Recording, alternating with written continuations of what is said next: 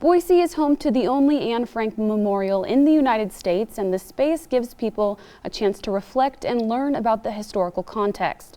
The memorial is managed by the Wassmuth Center for Human Rights, and their director says current events reinforce that their work is more important now than ever.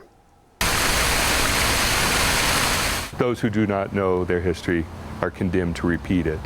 And so it's always that focusing of how do we learn from the past to create the safeguard for the future. In the Marilyn Schuler classroom at Boise's Anne Frank Memorial, a kiosk showcases the history of human rights in Idaho. In April 1968, outrage over the reluctance of the governor's office to lower the flag following the assassination of Dr. Martin Luther King Jr. led to Boise's first major civil rights protest, drawing approximately 700 people to the Capitol steps, with black leaders calling for a tougher civil rights law and the creation of the Idaho Human Rights Commission to enforce it. The law passed in 1969. It provides context. George Floyd did not die in isolation. It is born out of a history.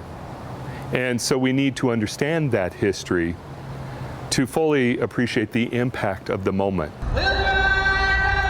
A moment like the one on Tuesday, when thousands of Idahoans gathered at the Capitol for a vigil to stand in solidarity with the Black Lives Matter movement. What a powerful symbol when so many in the community came together.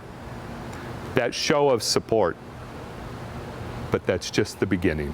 And a reminder that Boise has a special resource with the Wassmuth Center and the only Anne Frank Memorial in the country. I'd encourage anyone to reach out to the center to take advantage of the opportunities they have there to read and learn, and importantly to reflect on the roles that we as individuals can take in taking action as the organizers of the vigil asked us to. And that's the point the Wassmuth Center wants to drive home.